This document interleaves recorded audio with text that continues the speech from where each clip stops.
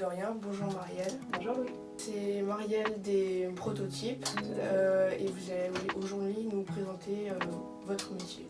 Exactement. Présentez-vous déjà. Alors, donc moi je m'appelle Marielle, je suis artisane et je travaille le bois.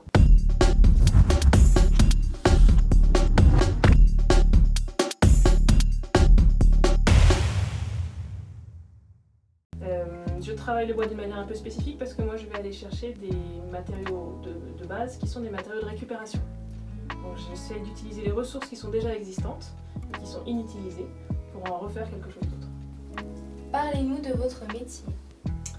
Alors mon métier à moi, il n'est pas complètement dans les cases.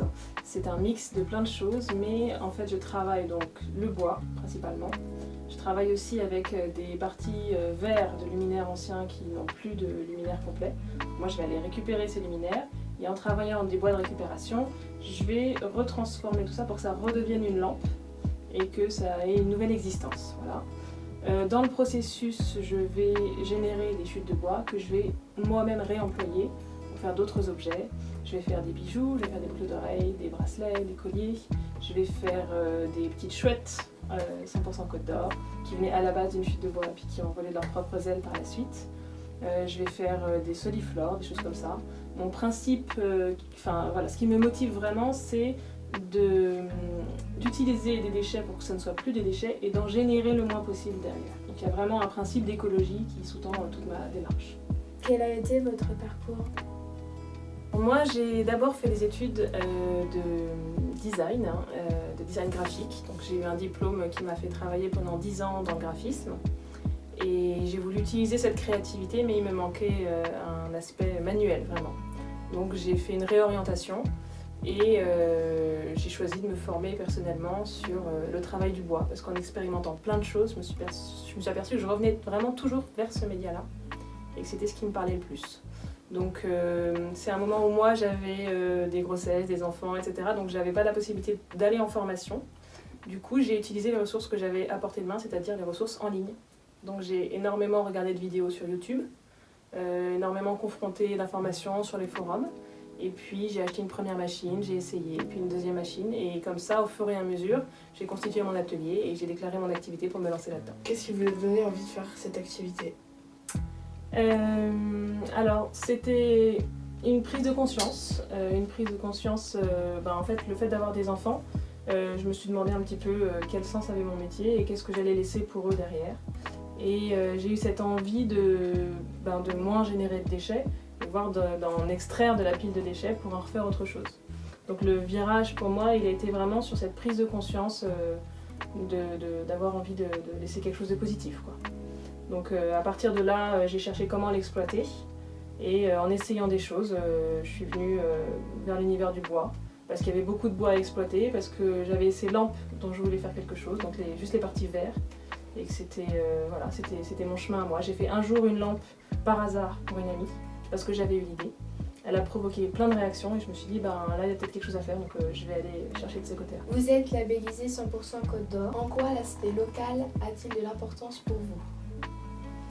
Ça fait partie de l'ensemble de ma démarche, d'avoir une démarche éthique, une réflexion sur la source de la production, une réflexion sur les savoir-faire. Et ce qui fait que j'ai ce label 100% Côte d'Or, c'est que je vais chercher du bois qui provient de l'entretien du parc du château de Bretenière. Donc Bretenière, on est à 15 km au sud de Dijon. C'est l'entretien du parc en fait, donc c'est-à-dire les arbres, déjà la famille exploite le parc comme pension pour chevaux. Et le parc, il y a plein d'arbres tout simplement. Il y en a qui meurent et qui sèchent sur pied, de mort naturelle. À ce moment-là, ils vont être abattus pour des raisons de sécurité, pour ne pas tout simplement tomber sur les gens. Et ils vont être débités pour faire du bois de chauffage pour le château. Moi, je vais aller récupérer des bûches. Et à partir de ces bûches, je vais pouvoir produire d'autres objets. Donc, actuellement, les chouettes, et puis je suis en train de développer d'autres gammes. Mais l'idée, c'est d'aller chercher un produit qui n'a plus d'avenir, en fait, qui va être juste brûlé, et d'aller le chercher localement, pour pouvoir éviter les trajets, diminuer l'impact et vraiment toujours exploiter quelque chose qui serait perdu sinon pour en faire de nouveau quelque chose d'intéressant. Pour les collégiens intéressés par l'artisanat, quels conseils leur donneriez-vous ? Alors, moi personnellement, j'ai eu un chemin qui a été un peu atypique. J'ai fait différentes formations et puis après ça, ma reconversion a été en autodidacte. Mais en arrivant dans le monde de l'artisanat, j'ai découvert qu'il y avait énormément de ressources existantes. que les chambres des métiers et d'artisanat sont de très bons conseils, qu'il y a des formations continues qui existent, qu'il y a vraiment beaucoup d'endroits où on peut se former de manière très intéressante. Donc il ne faut pas hésiter à aller taper aux portes. Il y a eu toute une époque où l'artisanat avait mauvaise presse et où il fallait absolument faire une carrière scientifique et des choses comme ça. Cette époque-là, elle est révolue. On peut faire des choses très intéressantes dans l'artisanat. C'est vraiment des métiers passion et qui sont extrêmement riches et extrêmement intéressants, et il en existe une infinité. Donc faut vraiment pas faut pas hésiter à aller chercher et à trouver les ressources autour de soi. Il y a beaucoup de formations qui existent. Merci Marielle d'avoir répondu à nos questions. Merci à vous d'être venus. Merci d'avoir regardé. N'hésitez pas à vous abonner, liker et partager. On se retrouve pour une prochaine interview. Retrouvez Marielle du 15 au 23 décembre chez Bricole et Barbotine dans une boutique éphémère de créateurs. Et téléchargez l'appli 100% Côte d'Or disponible sur tous les stores.